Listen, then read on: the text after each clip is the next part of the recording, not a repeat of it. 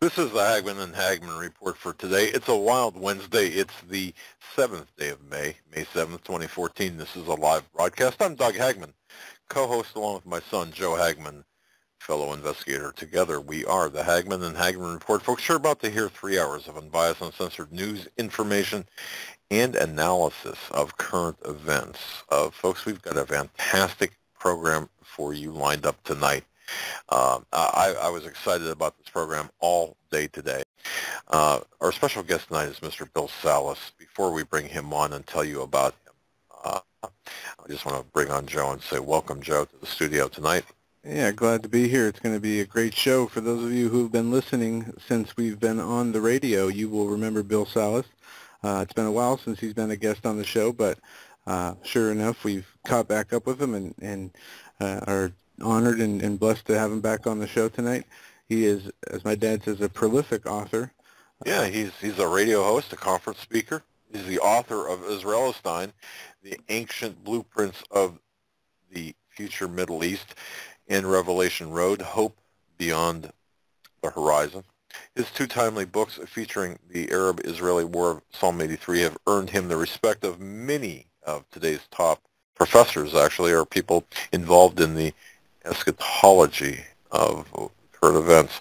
Visit Bill's website, folks, at prophecydepot.com. And if you don't have the books, Isralestine and Psalm 83, I'm going to tell you they're required reading for the Hagmann and Hagmann audience. You will find information in there that will make sense. I mean, it draws the numerous people we've had on. What Bill has done is managed to make sense with respect to what's going on with Russia, the Middle East, all of that. It makes perfect sense. But anyway, Joe, I interrupted you. Just welcoming Bill back on the show. His website is prophecydepotministries.net. If you want to go to our website, homelandsecurityus.com, it's on the right-hand side under tonight's guest, and I posted a link in the interactive chat room, prophecydepotministries.net. There you can find all the information, his articles, his latest radio broadcasts, his books, upcoming events, all kinds of information. Bookmark the site and keep it, as it is an important site to check daily. Bill, it's great to have you back on the show. It's been a while. Hey, thanks, guys. It was great to see you in Orlando, Florida recently, and to reconnect. Absolutely. Yeah, folks, we do have images we have not made public yet. Actually, we haven't put up any photographs from the show or from the conference, but Bill Salus, a dapper-looking man, and he had quite the crowd around his booth there talking with Bill, people picking his brain, and of course, his Bill, your presentations were very popular. You did what, 2 or 3 that weekend, or? I did 3. Yeah, that was the Prophecy in the News conference. There was a couple thousand people there, and I did 3. One was the pre-tribulation prophecies, these prophecies that would occur before the 7-year tribulation period. Then I did the banquet and talked about the Israeli Defense Forces and Bible prophecy, and then I did a talk about Psalm 83 or Ezekiel 38, what's the next Middle East news headline prophetically. All right. Well, yeah, it's everyone I spoke with, and we didn't get a chance to see. It was a crazy time for us down there, but I have to tell you, everyone I spoke to just raved about your presentation, how you put everything together. Let's start out today. You know, we turn on the television, we hear on the radio, we hear people talking about Russia, what's going on in Russia, in the Middle East. As you sit back and you're looking at the television screen, knowing what you know, having written the books you wrote, why don't you just guide us, Bill, through what we're seeing here, and if current events are, in fact, mirroring biblical prophecy? Well, I'm having a hard time sitting back in my overstuffed easy chair because all the biblical prophecies of the end times are starting to stage set and actually converge. So I'm actually sitting more at the edge of my desk seat than I am sitting back in my overstuffed easy chair. I mean, it is really a critical time right now. I mean, we can broad brush all the way through the Middle East, the current implications there. We can talk about what's going on with Russia and its bid to reemerge as a superpower. We can talk about what's going on with the blood moon phenomena. That's got a lot of people interested in what that might mean. Is God trying to tell us something through the signs in the heavens? We can talk about what's going on with America, too. I mean, we've got a critical role to play in a lot of these world events and in these prophecies. And, a lot of people are very concerned that America may not be up to the task with the current administration. So a lot of things on the horizon that have biblical implications, really. All right. Well, why don't we just, here's what I think would be great if we could pull this off. Yeah, as we look at, and you're right, we're all kind of at the edge of our seats, at least those of us who are paying attention. We're seeing Putin, the bear, and of course Russia, as you point out in your book, Isralestine as well, Psalm 83. I mean, this is what we're seeing is Bible prophecy play out. And I've got to say, folks, if you don't have a copy of Isralestine, at the very least, please grab a hold of it. It was one of the first prophetic books I read. And I got to tell you, it's like reading. Today, I had picked it up today in preparation of the show, and it's almost as if Bill had a crystal ball. Well, I shouldn't say that. It was almost as if his interpretation of Scripture is coming to pass. But Bill, what's the most important thing taking place right now with Russia, and let's build from there. What should we be paying most attention to, and how do you, however you want to handle this? Let's get right into the meat of the subject here. Sure, and I want to make a mention about the crystal ball comment. There's an old saying that he who lives by the crystal ball walks on a lot of broken glass. And fortunately for us who subscribe to Bible prophecy as being the real deal, we don't have to walk on that broken glass. We've got the information given to us, very understandable in many cases, about the days in which we live, because the God of the Bible, who can tell the end from the beginning, who says he's the only one that can tell the end from the beginning in Isaiah 46, where he says, I am God, there is no other. I am God, there is none like me, declaring the end from the beginning. He authenticates his sovereignty by telling us the beginning from the end from the beginning, and he does that. He does that, and about a third of the Bible is devoted toward Bible prophecy because he wants us to be informed, because he loves us, because he wants us to be informed about the days in which we live. Now, there are a lot of Bible prophecies that are right on the precipice of finding fulfillment at this point in time. And they will conclude, of course, in the second coming of Jesus Christ, to judge the Antichrist, to execute the wrath of God on a Christ-rejecting humanity, and then to usher in a period of 1,000 years Messianic kingdom. It would be much like a restored Garden of Eden scenario. But between now and then come these prophecies, which are world-changing events, and each one will come and set the stage for a bigger one to follow. And Christ talks about this in Matthew 24, and he uses the analogy of birth pangs.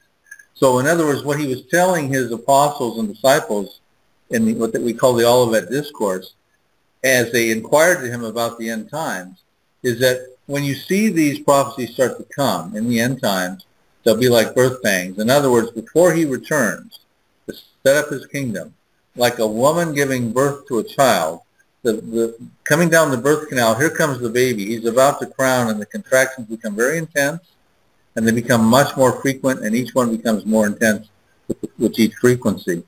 And so the baby comes out, and you cannot stop this whole process. So he is coming, and it will not be stopped. But the events that lead up to that are going to get one build upon another, and they're going to start to come, and when they come, they're going to come quite frequently, and each one is going to be bigger and bigger and bigger, and then bam, here we go. It's time for the kingdom to come. So that's where we're at now. I think Russia is one of the biggest prophecies. Russia's involved in a huge prophecy in Ezekiel 38 and 39, 52 verses of extremely descriptive prophecy. You can read it quite literally. It talks about who's involved. It talks about it being in the latter days. It tells the reason Russia puts together this coalition. It talks about how it's defeated. It talks about what happens in the aftermath. And you really don't have to be a rocket scientist or a Bible prophecy expert to walk away from reading Ezekiel 38 and 39 and gleaning some important information. And I personally think that the Lord made it that way, that Ezekiel issue the prophecy, because it is the marquee event in the end times where the Lord upholds his holy name to a rejecting humanity of Christ. In other words, it says in Ezekiel 39 verse 7, I will uphold my holy name in the midst of my people Israel. They shall not profane it anymore, and the nations will know that I am the Lord. And so what's going to happen, and it's going to require an Israel to exist in the promised land. You know, God gave Abraham a promise 4,000 years ago that he would be the father of a great nation. That's in Genesis 12:2. And, of course, to have a great nation, you need to have a land, a promised land. We're told in Genesis 15:18 that God was going to give him a promised land, and that land has never been fully occupied by Abraham and his descendants, Isaac, Jacob, and the Jewish people in totality. And that land extends from the river of Egypt, the Nile, to the river Euphrates, which courses through Iraq and Syria. And Joshua possessed quite a bit of it 3,300 years ago. David and King Solomon possessed even more 3,000 years ago. And, of course, Israel now possesses some of it, even less than David and Joshua. But they are on the move, and they will probably get more land relatively soon. That's another topic. But also God said, you know, if you're going to have a great nation, you have to have a chosen people. You have to have descendants to occupy that land, to comprise that nation. So we have the chosen people, and we have the promised land. God made this covenant unconditionally with Abraham. So the bottom line is, here comes Russia with this coalition, and we'll talk about who they are in just a moment, in the end times, wanting to destroy the Jewish people and take the possession of the Jewish people. So it requires that there have to be Israelis, there have to be Jews alive, which of course Hitler tried to stop that. The Arabs are going to try to stop that in Psalm 83. We can talk about that in a little bit. And also, so we have a Jewish people that will exist. We also have to have an Israel, a promised land. So when the Jews come back in the land, it's told in this prophecy, which we know has been going on, they'll be celebrating their 66th birthday, this May 14th. Then God is going, when the Jews come back in the land, this momentous miracle, it will be the Jewish people, the Israelis, and there will be an Israel, all an integral part of God's promise, his covenant to Abraham, and he's going to win that battle for the Jews, and he'll do it personally, not the Israeli Defense Forces, not America. We're told in Ezekiel 38, verses 18 through Ezekiel 39:6, that God stops it through an earthquake, fire, hailstone, and brimstone. And he will then say, I will uphold my holy name in the midst of my people Israel. It will be undeniable in the aftermath of this event that he is the promise-keeping God who made a covenant with Abraham 4,000 years ago that humanity needs to put their trust in. And he's going to give them that grand show. And I think that's why that prophecy is so descriptive. So I'll let you ask a few more questions and chime in, but that's why watching Russia right now is extremely critical. It is a big, big end times event. Yeah, and we see that build up in all the things that are going on, it becoming a superpower after the collapse of the USSR, rivaling the United States as we begin to fall. I guess if we could, talking about Gog and Magog, the biggest issue I see with people, like most matters of prophecy, you have people who, believe in different interpretations. Some say, Gog and Magog is some form of Russia, another alliance of nations. Some say it's Turkey. If we look at what it says in Ezekiel 38, it says, it mentions the prince of Meshach and Tubal. And in Genesis 10, it talks about, in Genesis 10, it's under the generations of Japhet, we have Tubal and Meshach. And if I have a New Defenders Study Bible by Henry M. Morris, and it says Meshach is preserved in the names Moscow, Muscovy, and Tubal is the name probably preserved in the modern Tobolsk and in the ancient Tiberiani, and is associated in all their passages probably ancestral to modern Russia. Is that what you believe, that Russia is the key player in this Gog-Magog war? Yeah, I do, and you're right. It's actually seems like there's a little more discrepancy in the Ezekiel 38 confederacy versus the Psalm 83 confederacy, which is an entirely different prophecy and an entirely different alignment of nations. They are pretty clear through their ancestral names in Psalm 83 who they represent today, their modern-day equivalents, which are the Arab states and terrorist populations within those states that share common borders with Israel. Now, conversely, Gog and Magog's coalition, it's a little more difficult to pin the tail on who they all are as their modern-day equivalents. Now, the general consensus, we'll just line them up for your listeners, of who most of your people would put them as their modern-day equivalents. A lot of people would say that Russia and the southern steppes of Russia, a lot of the former breakaway republics of the Soviet Union, are involved under the banner of Magog and Rosh. Some people say Meshech.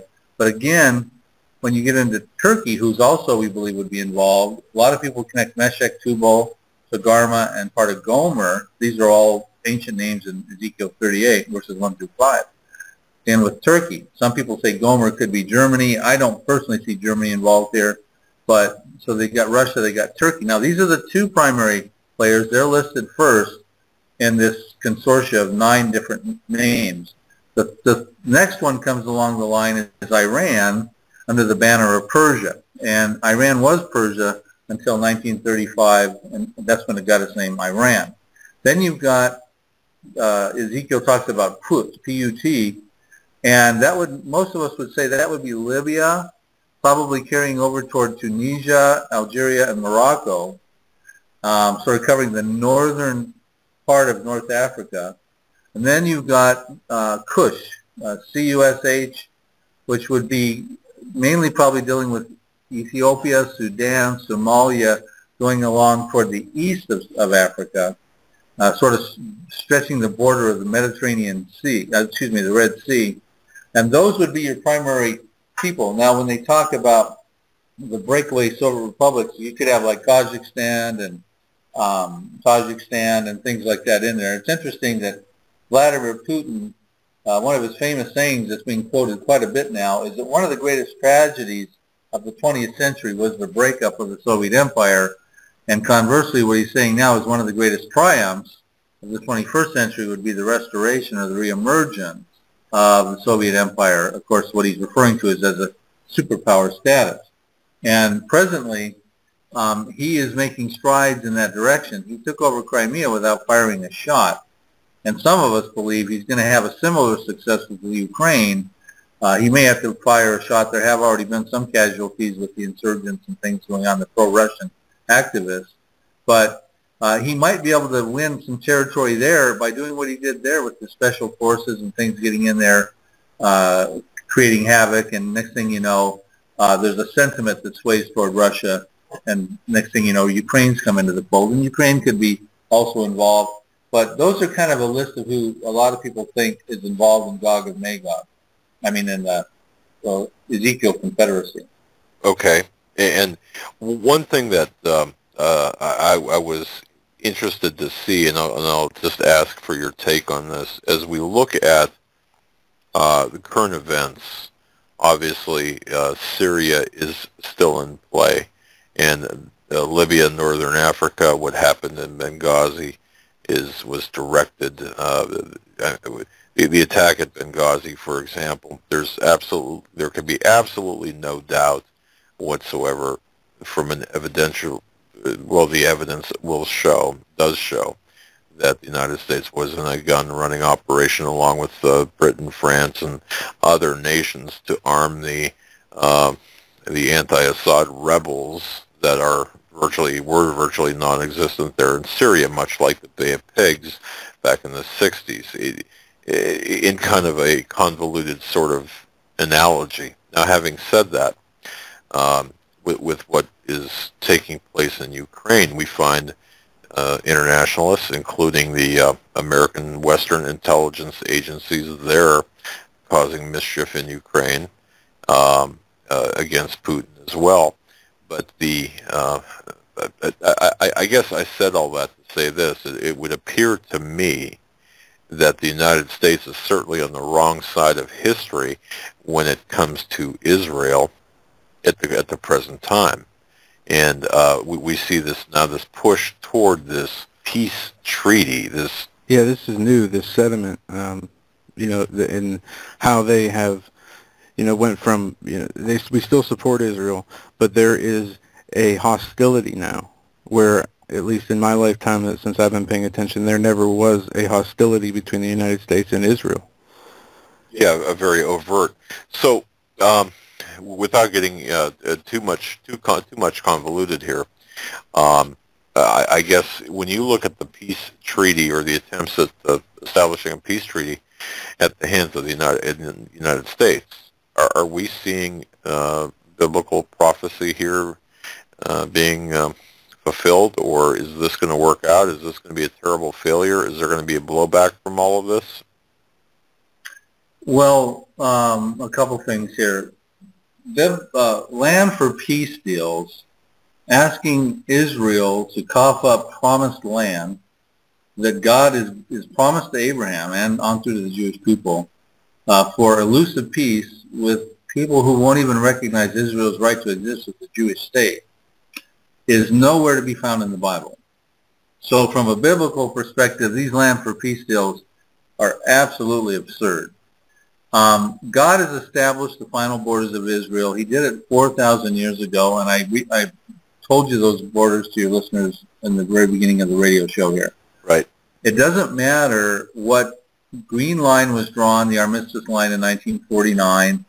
It doesn't matter about the blue line that separated Lebanon and Israel. I think that was back in the 90s, might have been 2000. It doesn't matter about the red lines that Obama drew about Syria's chemical weapons, or Netanyahu's drawn about Iran's nuclear program, or Assad drew about Israel's strikes of Syria.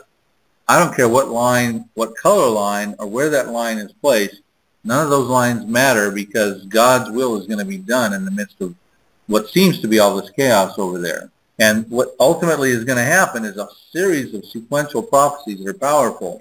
Ezekiel 38 is only one of them, in which God will then have the stage set for the marquee event where he can uphold his holy name through that big Ezekiel 38 scenario. Now, what was biblically prescribed for when Israel became the Jewish state again in 1948 was foretold in Jeremiah 12. God had his own peace plan in place. So I want to talk a little bit about the scenario you're talking about, these land for peace deals, John Kerry's efforts, why they were doomed to failure, and the concerns that if they, what this could mean to America, the backlash that could happen. But I just want to take a moment to set the record clear. I was asked this question when I was on the Daystar TV show about a month ago with Marcus and Joni, and the question to me was, and this was before the peace talks collapsed, which I told them they would. The question was asked of me, what would I tell John Kerry if I was in the room with him about his Mideast peace talk? And I said I would tell him, I would read right out of Jeremiah 12, verses 14 through 17. It's not that lengthy. I'm going to just take a moment to tell you what God's plan was. It was a perfect plan. It was a compassionate plan. God knew that when this undertaking of bringing the Jews out from the nations of the world after being out dispersed in the diaspora for 1,878 years, since 70 A.D., to a homeland in 1948, he knew that was not going to be an easy undertaking. And so he had first lifted up the British Empire to be a very sovereign empire. The sun never used to set on the British Empire, and they were going to be instrumental in the reestablishment of the nation of Israel. And in 1917, after World War I, they set up the Balfour Declaration, and they were going to give Israel a homeland. But they failed to do that, and 70 years from that point forward, that was 1917, 1920, the sun always set on the British Empire. At one point, they controlled about 13 million square miles. That was about a fifth of the world's landmass, and about 468 million people they were sovereign over. That was about a quarter of the world's population. And now the sun always sets on the British Empire. They're sovereign over about 64 million people and about 94,000 or something, I think it is, square miles. So what happened is they declined. God lifts up America to become the superpower. So we were supposed to be involved in his plan to help rebirth the nation of Israel. But here's what his plan was. He said, "Thus says the Lord God against all my evil neighbors." So he's talking about the Arabs, the neighbors that share common borders with Israel, who historically had been enemies of Israel. He said, "Against all my evil neighbors," giving us a clue to the predicament, "who touch the inheritance which I have caused my people Israel to inherit. Behold, I will pluck them out of their land and pluck out the house of Judah from among them." So we'll stop there for a minute. What God's saying there is when the Jews are going to come back into the land, he's going to pull the Arabs out from what was notoriously Israel of the past, where the Arabs had moved in there, and he was going to pluck the Jews out of Iraq and Syria and Lebanon, these places, and put them into Israel. And then he goes on to say, "Then it shall be after I have plucked them out, that I will return and have compassion on them and bring them back, everyone to his heritage and everyone to his land."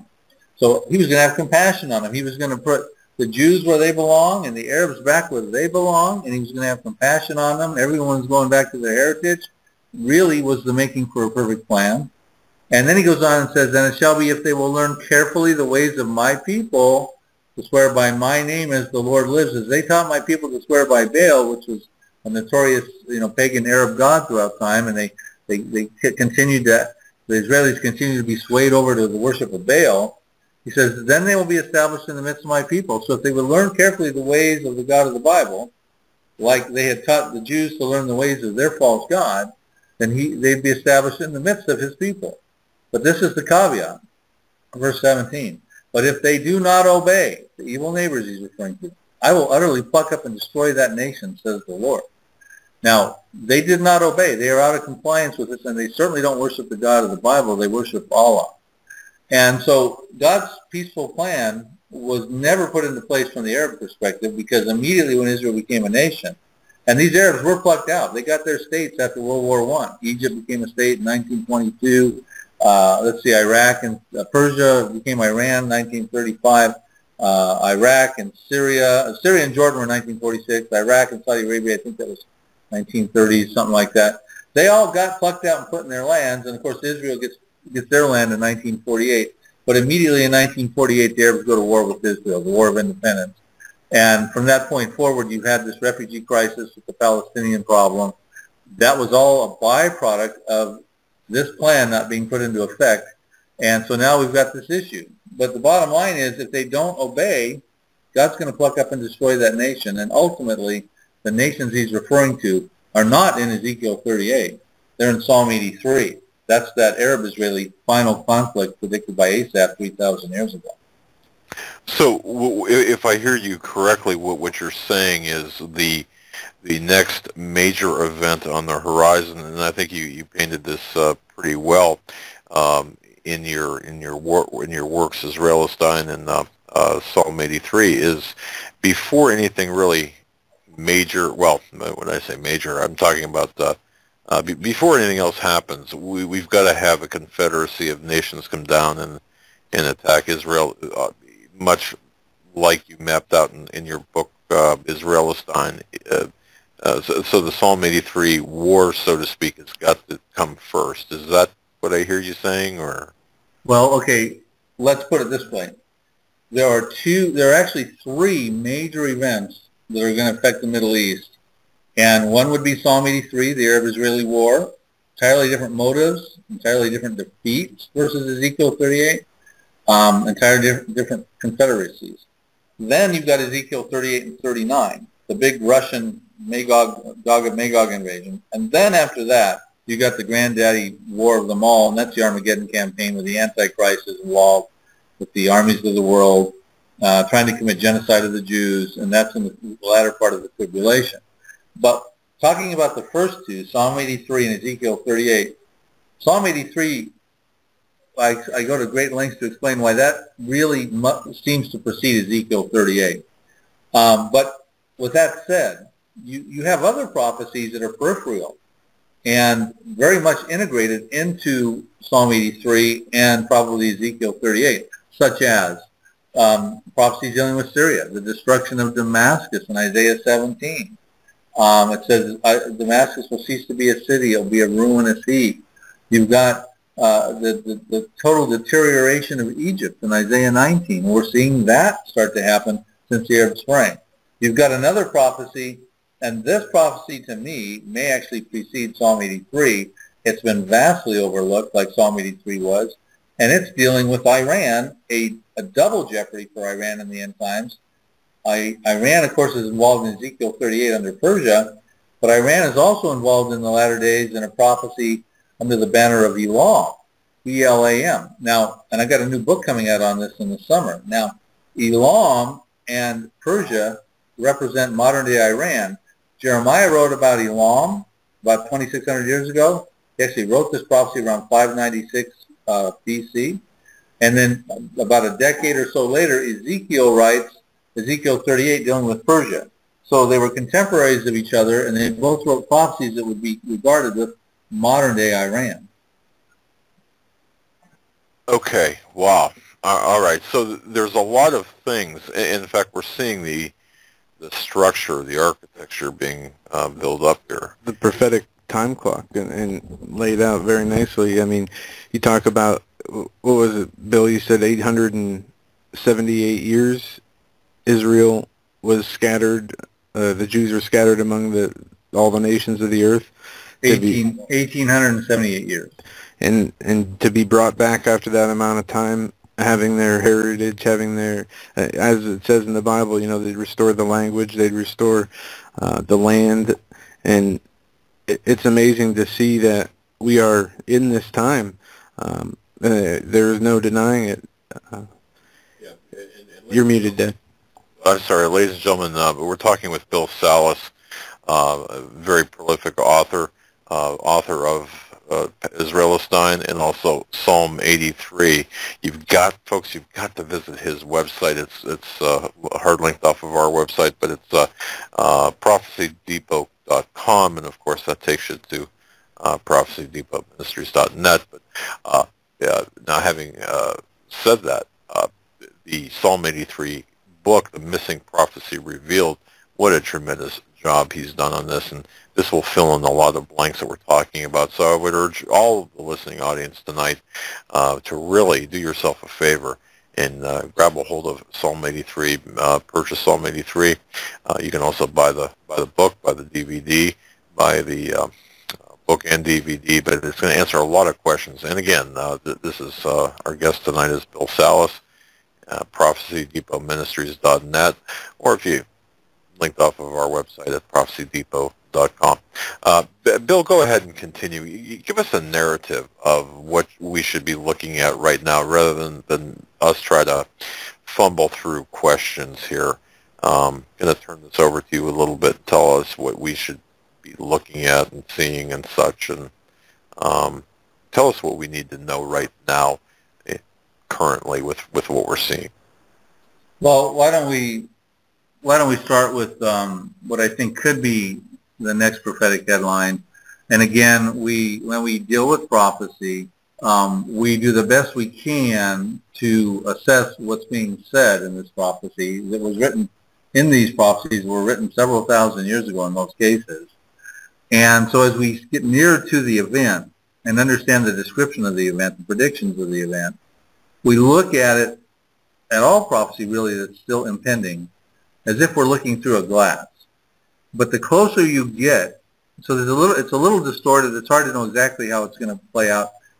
The generation that experiences the fulfillment of the prophecy is a generation that can tell us exactly how it played out and when it occurred.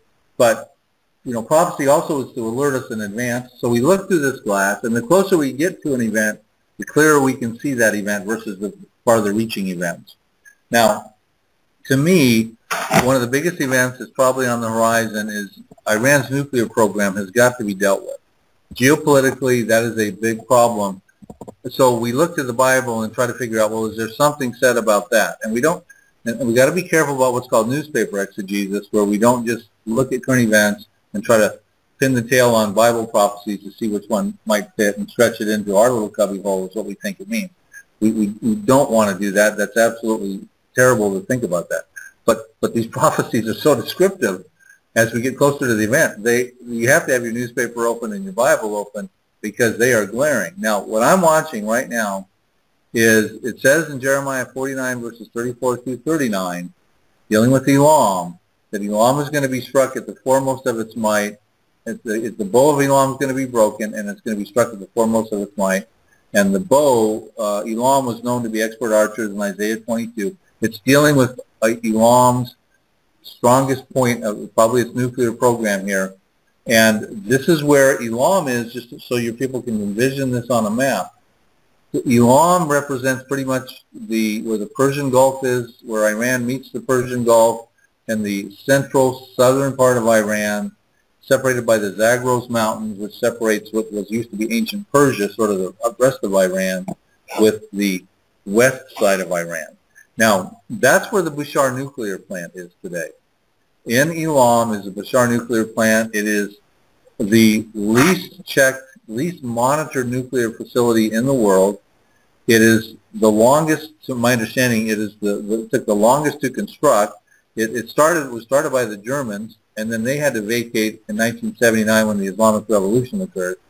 Then Iran tried to piece it together subsequently, and ultimately contracted Russia to come in and finish it. So you got three different sets of parts working on this thing, and it's built on severe tectonic plates. So we're very concerned that an earthquake could trigger it, like a Fukushima. Studies have been done that said if there's a huge earthquake and there's a nuclear disaster, which would be pretty much inevitable in a bad situation, that it could be worse than Chernobyl and Fukushima. It could be of epic biblical proportion.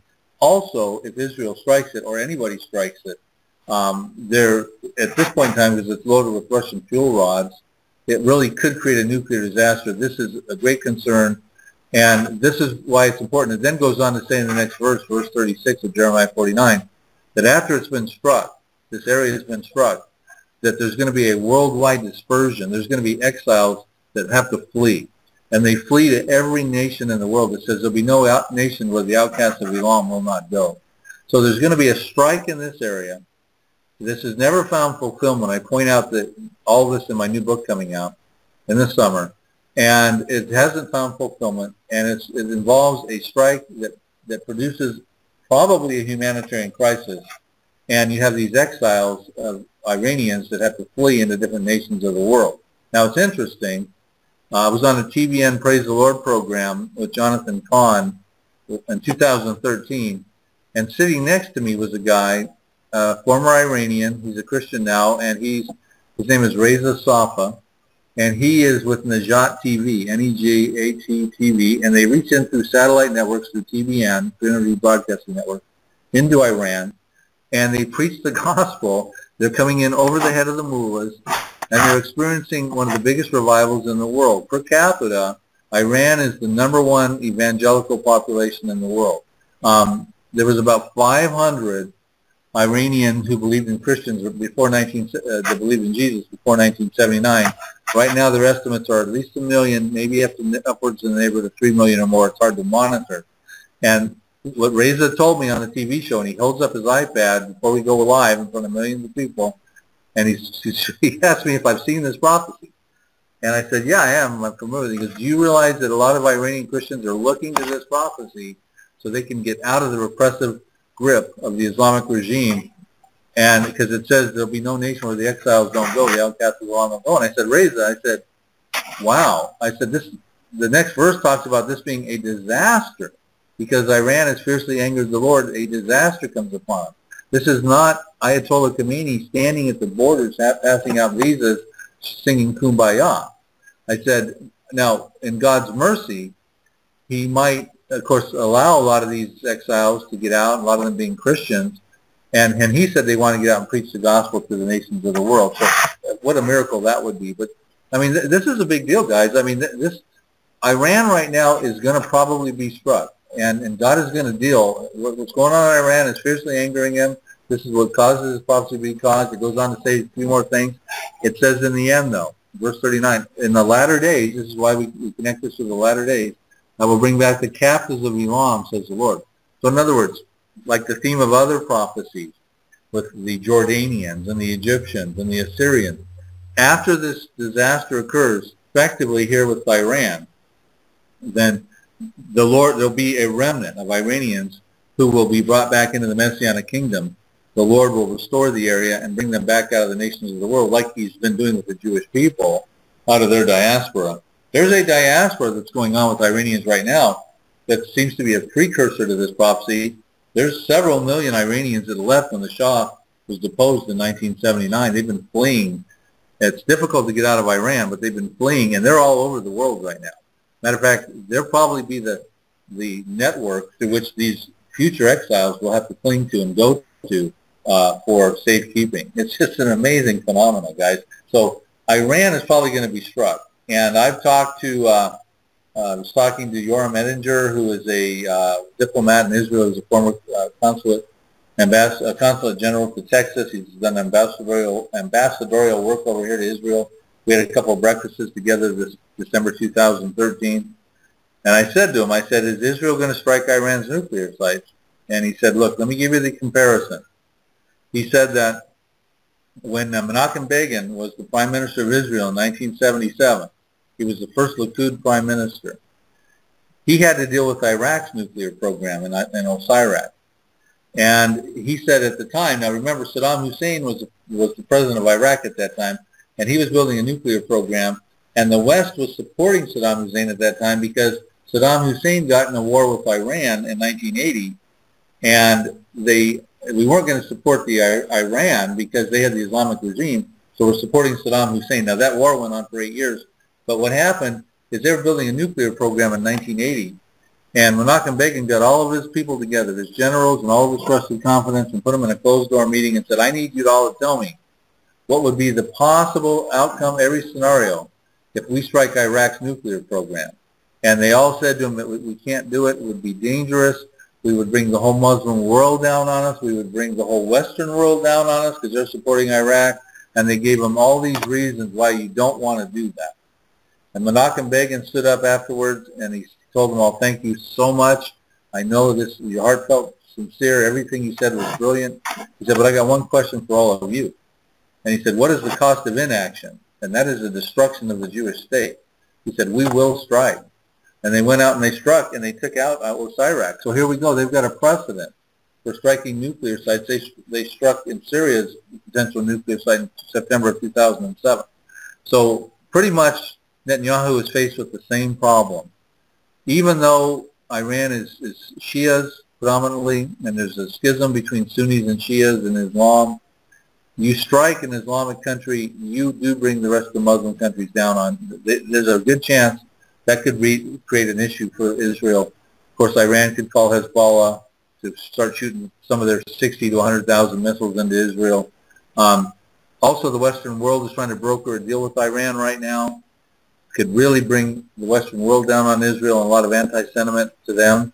It's just a real bad situation, but really the cost of inaction is too big of a deal. And Benjamin Netanyahu is, now when you start hearing him talk, he's talking about we've got to stop the manufacturing of ICBMs, the delivery mechanism for an atomic weapon, and the enrichment of uranium. We cannot allow them to manufacture uranium anymore, their nuclear program. Two things, the delivery mechanism and the nuclear program itself. So, you know, something in my estimation is going to break, and we can't kick this can down the road anymore. Iran's nuclear program is a big deal, and it looks like they just had a recent explosion over there in Iran. Some people think it was a nuclear site that was not really mentioned to the negotiators. You know, that the verdict's not out on that yet.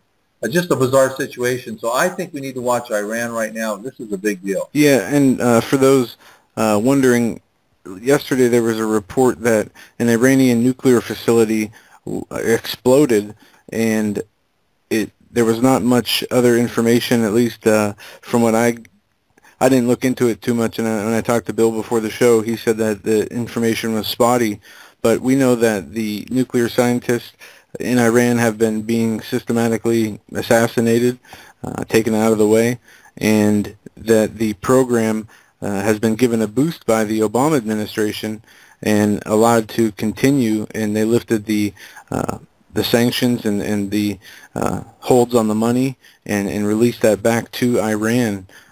Very troublesome sign as an American sitting here wondering what side are we on. Well, yeah. Israel has been covertly trying to stop Iran or slow down Iran's nuclear program. You have the Stuxnet virus several years ago, that mysterious virus that really affected their centrifuge spinning, which no one had their fingerprints on. It was so cleverly done, but it turns out in retrospect most everybody's fingering kind of a joint effort between Israel and America. You had nuclear scientists that have been assassinated. This explosion that happened yesterday was at the Kavzin, we might want to call it a nuclear facility. We don't know that yet. It's supposedly, Israel's Channel 2 had reported that a while back that there was an unreported nuclear site at this Kavzin area, and this explosion occurs. Now, whether it was a nuclear site or not, we don't know yet, but you're getting conflicting reports out of two of Iran's news agencies saying that there were injuries. One was saying there were, some are saying that the other one is saying that there's been some very serious injuries and a big explosion with a huge fire going on. Now, what could this be? Maybe it was just an explosion of a weapons factory or something like that. But it could also very much mean that Israel, if they caused the explosion, we don't even know that, is trying to let the world know that Iran's not telling everybody everything. And so, again, that's utter speculation for your listeners. I'm not saying that is a nuclear facility, and I'm not saying that Israel did that. But at the same token, Israel has been acting covertly, and at some point is probably going to have to act overtly to deal with Iran's nuclear program. You know what, Bill, what I find interesting as we talked here for the last 45 minutes is boy, I'll tell you, this is extremely hard for anyone, at least in my estimation, to deny. I mean, having been an investigator for the last 28 years, I'm looking at the Bible, and I'm seeing from the early days, from 70 AD forward, everything just kind of being set up to where we're at today, and it's beyond coincidence, and it's all mapped out for us in the Bible. I mean, we got here, as you had mentioned too, the Iranian Revolution of 1979, just as an example, created this explosion of Iranian refugees that is laying the groundwork for the potential for future refugees as well.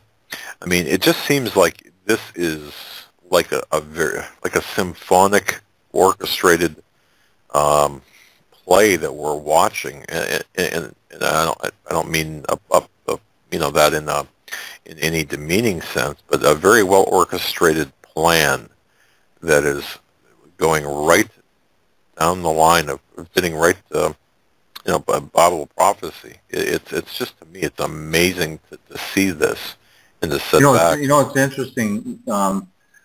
There are only two places in the Bible, apart from, well, we'll say three, where we're told where God will establish His throne. One of them is in heaven. Heaven is God's throne presently. But we also know from Jeremiah that the throne of God will be established in Jerusalem. When Christ comes and reigns in the Messianic kingdom, His throne will be in Jerusalem. There's only one other place in the world that God says He will establish His throne. And I'm going to ask you where you think that is in just a moment. But let me give you a hint. It's not America. And I know a lot of Americans think that God thinks so much of this country that He's sitting in heaven draped in the American flag singing the Star-Spangled Banner. So their first thought might be, well, gee, it's got to be America. God, that's got to be the only other country apart from Israel where it says God will establish His throne. And that's not the case. Do you know where that other country is? No. Okay. Well, it's Iran. It's in that prophecy of Jeremiah 49, dealing with Elam. In verse 38, Jeremiah 49, I will set my throne in Elam and will destroy from there the king and princes, says the Lord. But it shall come to pass in the latter days, I will bring back the captives of Elam. I'd read that earlier. You know, there's a guy right now named Hormoz Shariat. We did a couple TV shows together when I was in Dallas, reaching into Iran. He also has a satellite TV program that reaches into Iran, and he's discipling Iranians over there. Joel Rosenberg calls him the Billy Graham of Iran. This guy is incredible, and his mission statement on it's called Iran Alive Ministries, IranAlive.org, I think it is, could be .com, and his mission statement is transforming Iran into a Christian nation in this generation. And since we're in the last days and we have this information here, you know, that's not that far-fetched. Ultimately, it will be a Christian nation. The captives of Elam will come back. But, of course, they've got this Jeremiah prophecy to deal with, and they've got the Ezekiel 38 prophecy with Persia involved, Iran does. But it says he's going to set up his throne in Elam. Now, whether that's a literal throne, whether it's a spiritual scenario, I write about this, and I show my research, and I get into the Hebrew words and things like that in my new book coming out. But I think we're seeing a glimpse of this right now. We're seeing God's movement in Iran right now amidst this repression. And these people are coming to the Lord in groves. And they're coming into the Lord through just a few important means. One is miracles and healings. Others is getting Bibles smuggled in at the high cost of being thrown in jail and severely persecuted. I mean, they're not peddling drugs here, they're peddling Bibles. And the other thing, which probably having the most big effect, of course, you got satellite TV reaching in, is dreams and visions. Right out of Joel 2, where it talks about in the latter days, I will pour my spirit out on my men servants and maid servants, and young men will dream dreams, and young men will have visions, and old men will dream dreams. They're coming to the Lord through these miraculous endeavors, and this is how it had to work. God knew that when it came down to the end times and the repression that was going on and the apostasy going on with it, that he was going to have to take personal responsibility through these types of means, these miraculous means, to bring people, to reconcile them to Jesus Christ, because he wishes that none would perish. It's an amazing situation. It's happening in China. It's happening in Iran. It's the Acts 2 model of building a church. They're meeting in homes. They're breaking bread together. They're reading Bibles together. They're praying together. They're having fellowship together under the cost of great peril. And I'm trying to let people know in America, this is, you know, America tends to think, hey, we are the church. And I'm telling America right now, America tends to be a bit problematic, and where God is really active right now is in these other places. And when we were on this TV show, I was talking, I was saying a couple sentences, and he would translate them, and reaching out to these Iranians, and we were talking about the blessed hope of Jesus' return, rather than having to hope in this disaster in Elam as their exit strategy out of Iran, because some of them are so impoverished they can't afford to get out. A lot of Iranians are getting out because they're able to get into Turkey, where you don't have to have a visa for 3 months, and then they try to get out from Turkey into other parts of the world. They go there, there's home churches they can go to, and they get discipled and stuff, but it costs a lot of money to get out, and some of them get stuck there for years. A lot of them just return back to Iran. We were talking about the blessed hope of the rapture and explaining it to them. And I said to Hormoz, I said, you know, this is the blessed hope for them. They hope this will happen for them so they can, you know, get out of this repression and be with Jesus. And I said, but in America, you know what the blessed hope seems to be these days is, I hope he doesn't come just yet. I got too many other things to do. I got a child to raise. I got a wedding to put together. I got to send my kids through college. And I tell Americans, look, the wedding you should be concerned about, you know, I'm not trying to say weddings aren't important. The wedding you should be concerned about is your wedding as a believer with Jesus Christ, because times are going to get real tough real quick. And you just be keeping your eyes open and your heart open for Jesus to return, because I personally believe in a pre-trib rapture. And that's where we're at. I mean, it's just a critical time on the Earth's timeline for Christians. Very interesting. Yeah, the subject of the rapture, Bill, obviously, as you well know, is a very contentious subject. Pre-trib, mid-trib, post-trib, pre-wrath, and so on. I mean... Yeah. One thing we can all agree upon is that there will be a time when dead in Christ will rise first, and those that are left will be snatched up. And and there's implications that some say that, there's two appearances of the Lord, one where he doesn't touch down on the earth and people are gathered unto him, and one where he does. But there is a confliction there. But we say, it's not a salvation-bearing issue. Read, study, show yourself approved, pray, and ask the Lord for, what he wants you to know about it. And that's the most important thing we can do. But it is a very decisive issue, and it's divisive. It's almost like throwing a hand grenade in a lunchroom at times when people bring up the topic, and it doesn't have to be that way, Yeah. Well, go ahead, Doug. Well, no, I just wonder why it is that way. No, I don't want to necessarily go down that road too far, but why among the men of God and the women of God is the subject of the rapture so divisive? I don't understand that, Bill. I really don't.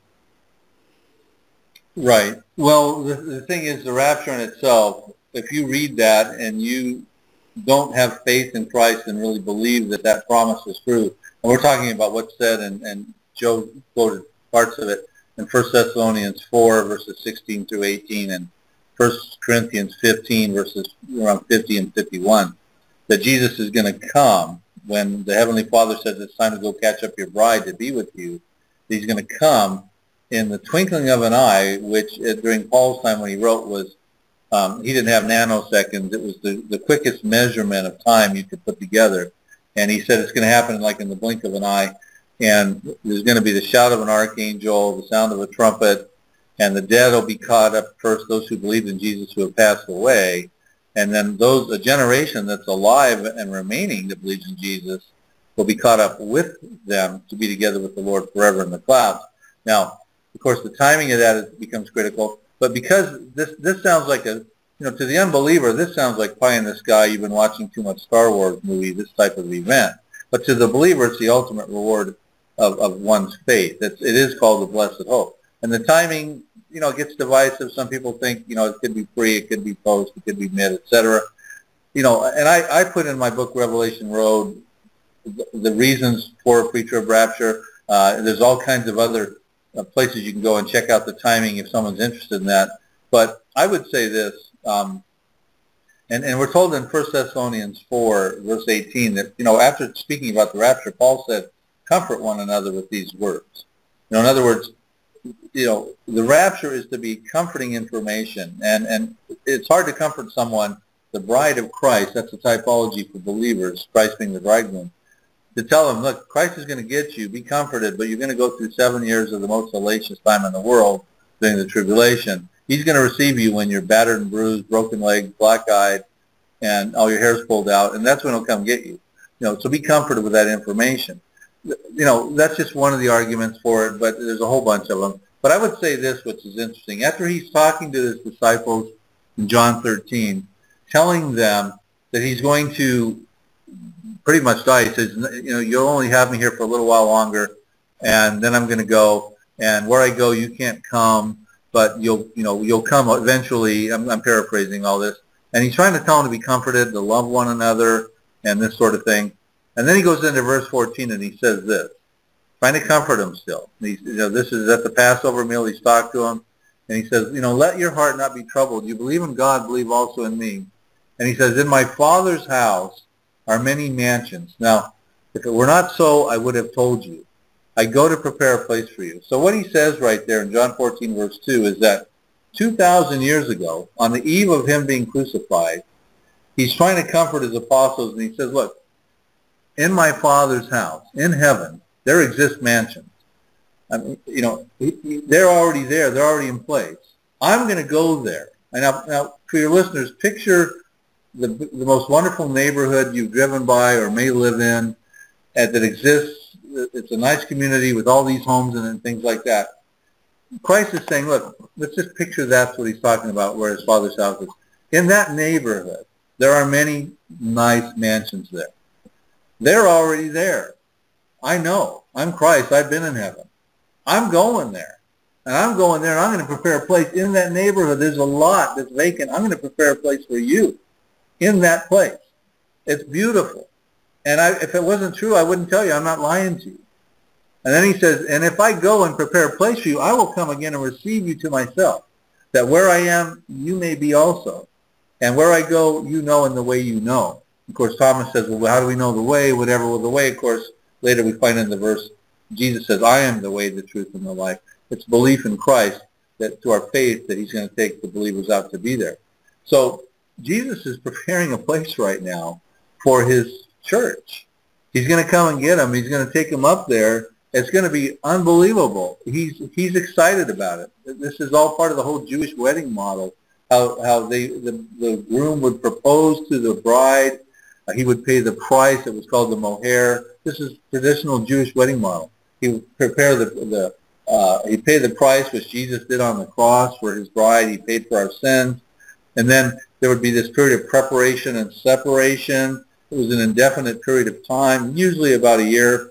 And while this period was taking place, the groom-to-be would go to his father's house, his land, and start to prepare a place for them on this land to go fetch his bride, who meanwhile she's at home preparing her trousseau, her wedding garment, getting ready. She's excited, waiting for this time to come where she can be with her groom. That represents us waiting here for Jesus to come and get us.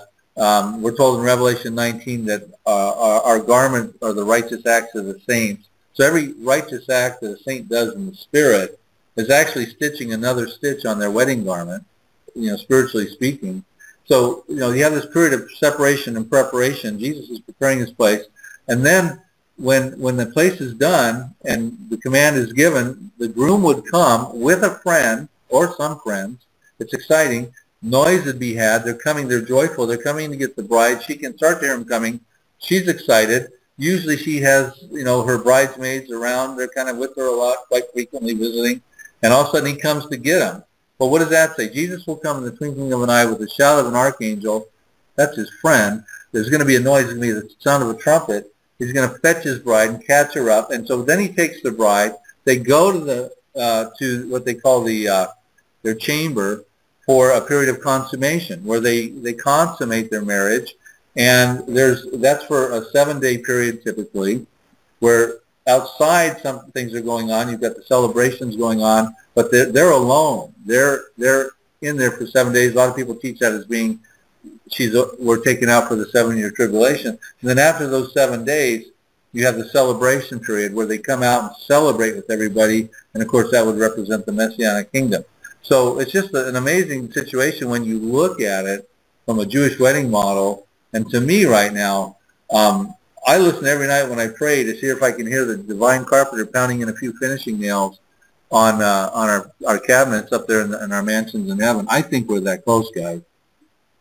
Yeah, we definitely are living in the last days. We can see all the signs that are around us. And with that, Bill, we're up against the top of the hour break. We're going to go take that now and be back in a few minutes. Folks, you're listening to the Hagmann and Hagmann Report on this Wednesday, May 7th, 2014, with our very special guest, Bill Salus. His website, prophecydepotministries.net. Bookmark that site. You can get all the information from his latest articles, audio reports, where you can find his books. So much information. You're not going to want to leave that one out. We'll be right back after these short messages. Stay with us.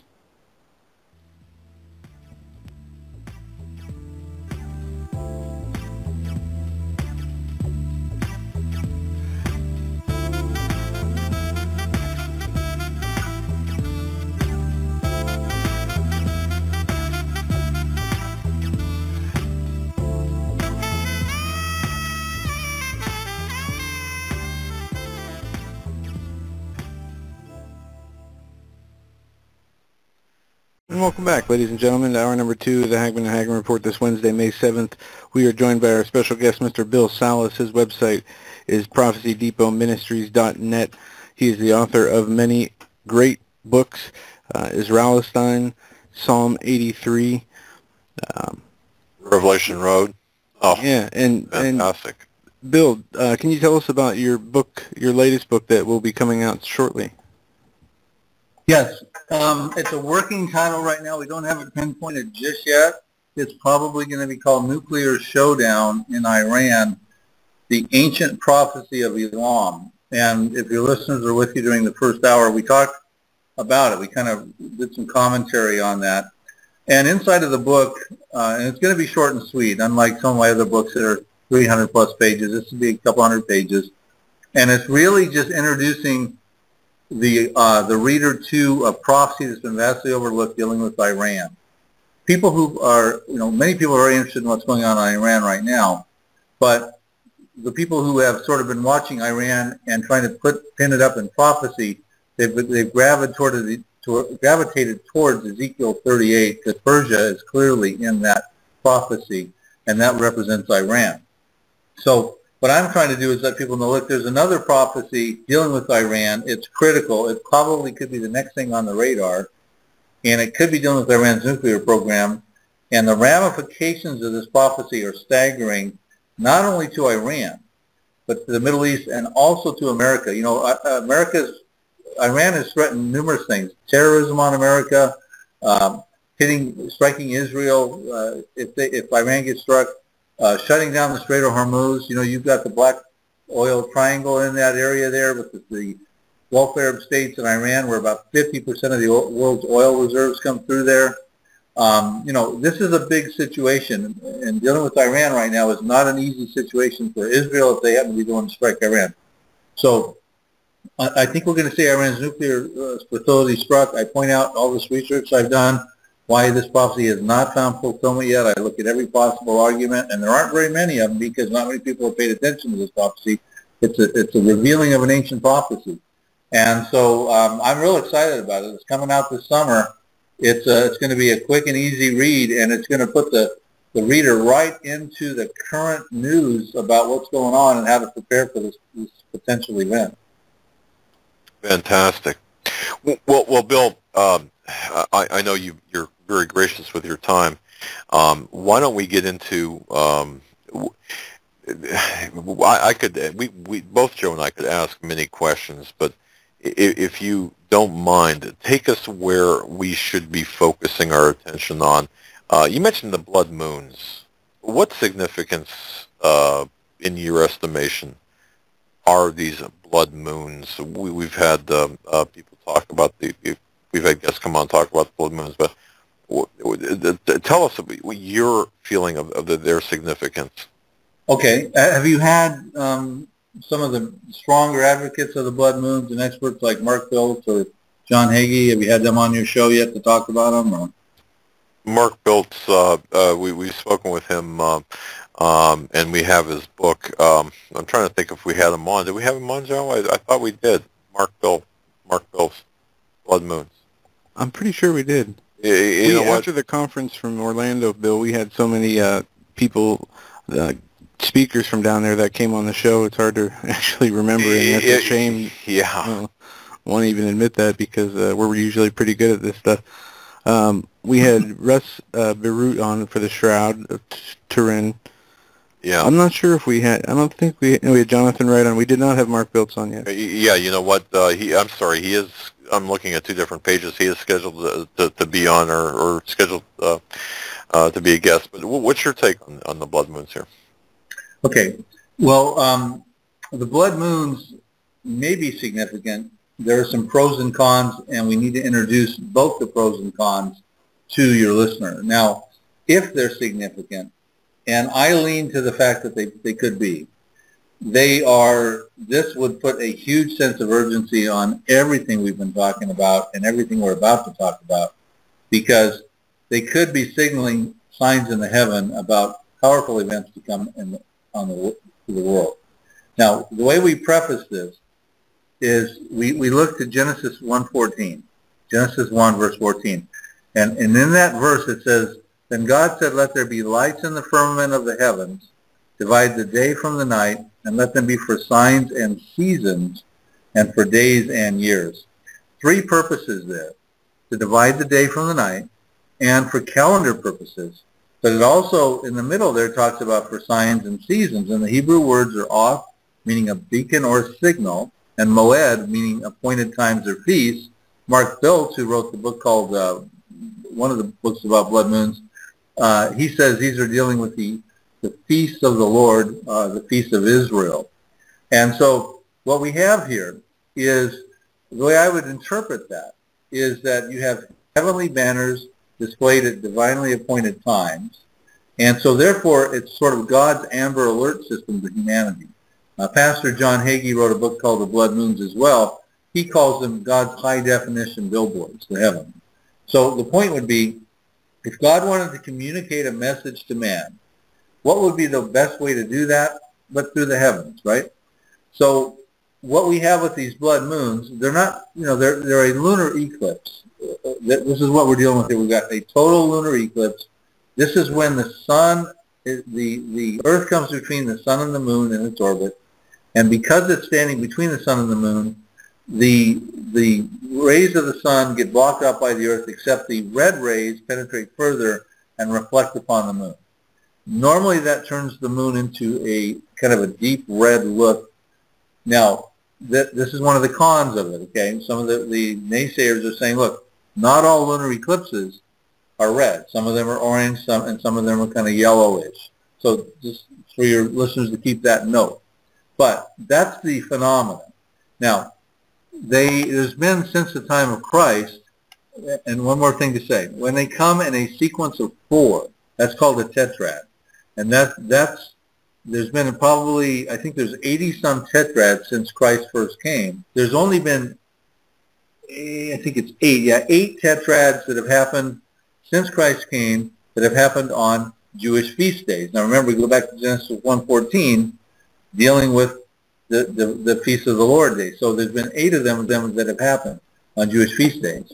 Now, the last 3 seem to have been extremely significant. They all may have been significant, but the last 3 have been extremely significant. When you had 4 of these come, a tetrad on Jewish feast days, big things have happened for dealing with the Jewish people. And this is what Mark Biltz and John Hagee point out in their books. Now, the last 3 happened on Passover of 1493 and 1494, and on Tabernacles of 1493 and 1494, back to back. They happened again in 1949 and 1950 on Passover and Tabernacles. They happened again in 1967 and 1968 on Passover and Tabernacles. And I'm going to explain why they might be significant from the historical precedent of why we're looking at those dates. But here's what's going on right now. They're happening again. One of them has already come on Passover of 2014 on April 15th. The next one comes on October 8th, which would be Tabernacles, the feast day, on October 8th. The one that follows in the tetrad number 3 coming up here would be in 2015 on April 4th. And the 4th one, the last one, is on September 28th, 2015. Now, everything I'm telling you is been confirmed by NASA on their Eclipse website. So they keep track of all these things, these dates, historically. They tell you they can predict what's coming on in the future as well. Now, I've been on this website, and it's very important to note that there will be no more, these other guys have pointed this out, and I searched it out myself. There'll be no more tetrads, full lunar eclipses, coming in a sequence of 4 on feast days of Israel for the whole rest of this century. So if these are significant, if God is trying to tell us something through this sequence, this could be very critical, because I'm going to quote to you in a moment something that talks about a blood moon that signals that the day of the Lord is going to follow right behind it. So this does talk about a sense of urgency. Now we had one recently come. We got another one coming in October. And so when we look back at these events that have happened, we can look at the period of what happened with respect to the Jews and the persecution they went through, how they were delivered through that persecution, and how they were given a safe place to be to worship God and observe these feasts of Passover and Tabernacles, and these blood moons may have had something to do with that. So before I get into that, are there any questions so far about the explanation of the blood moons? I think that's a fantastic foundation for the blood moons. Go ahead. What Mark Biltz and John Hagee point out, and I wish they had done a little more research on the previous 5 blood moons that date back, even before these last 3 we're going to talk about, Let's go back to 1493 and 1494. They point out in 1492 the Edict of Expulsion was going on in Spain, and that's when King Ferdinand and Queen Isabella were persecuting the Jewish people. Now, John Hagee, in his book, he does a really good job. He's quite a historian to really make comparisons of this persecution to that of what was going on at the time of the Holocaust. As a matter of fact, it almost sounds like some of the tactics Hitler learned from came back from what was going on to the Jews in 1492. So here you have the situation where these Jews are experiencing this persecution, unjustified, in Spain. They had to convert to Catholicism, or they had to be persecuted, or just exit out of Spain. And so Christopher Columbus, as you know, who many of us believe was a Jew, although that's not germane to the point I'm making here, he filled up 3 ships. There were a bunch of ships out in the harbor there in Spain. 3 of them you know about historically, the Pinta, the Nina, and the Santa Maria. We believe were filled with affluent Jews, but regardless, Columbus sets out, and he tries to find the West Indies, and he ends up finding America. It turns out, as we look back on America's history and why God established his nations, we come to realize that there are 3 primary reasons that God established America. One of them was to be a safe haven for the Jewish people. So, coincidentally, all of a sudden, I'll say providentially, Columbus finds America, and now we've got presently about 5 million Jews in America. Israel recently surpassed America with 6 million Jews, but the nearest other country with a large population of Jews is France, with about 483,500. So clearly, America has been a safe haven for the Jewish people. So let's look at maybe what we can look at and glean from this 1492 episode. The Jews were unjustifiably persecuted by the Gentiles. They were divinely preserved through that persecution by God. They ultimately found a safe place to be after that persecution. At this point, that becomes America. So therefore, on the Passover and Tabernacles that followed in 1493 and 1494, they could freely worship their God and celebrate his prescribed feasts because genocide was not committed. They survived because of God's protection. Okay? Now you jump up ahead about 450 plus years into 1949 and 1950 when the next blood moons occurred. What was going on? Well, in 1948, just before the blood moons came, you had the War of Independence going on between the Arabs and the Jews. Now, that was unjustified Gentile persecution of the Jewish people. And it happens to be committed not by Spain, but by the Arabs of Lebanon, Syria, Jordan, the Palestinians, the Saudi Arabia, Egypt, Iraq. All those people, by the way, are in Psalm 83. Those are all the nations involved in the Psalm 83 prophecy, the concluding Arab-Israeli war. So we had a precursor of the fulfillment of Psalm 83 in 1948. So what do we have? Israel won that war. There was unjustified Gentile persecution. Israel comes into the land. They are outnumbered, outmanned, outflanked. The enemies had advanced fighter jets. Israel had a few private planes, which they opened the cockpit and strategically dropped some hand grenades and glass milk bottles on certain targets. Ultimately, they won that war. What happens? They get Israel. They survive. So the same kind of lesson could be repeated here. Unjustified Gentile persecution of the Jews in 1948. Divine empowerment preserved through that. Ultimately, what happens? They get Israel, a safe place to worship their God. And so on the Passover and Tabernacles in 1949 and 1950, what can they do? They can freely worship their God and celebrate his prescribed feast. Now let's jump ahead to 1967 and 1968, which is when the next tetrad occurred on Passover and Tabernacles, those 2 years. What do you got going on again? Well, Egypt, Syria, and Jordan, part of Psalm 83, supported by the other Psalm 83 countries, they come to invade Israel, and you had a 6-day war in June of 1967. Now, you had a Passover before that. I don't know the exact date, but you had a blood moon on that Passover, and then shortly thereafter you had this war, again involving unjustified Gentile persecution of the Jews. The Jews did nothing to deserve that. What happens? They win that war in 6 days. And what happens? They get more Israel. They almost triple their size. They get the Golan Heights, the West Bank, the Sinai, get Gaza, they get East Jerusalem.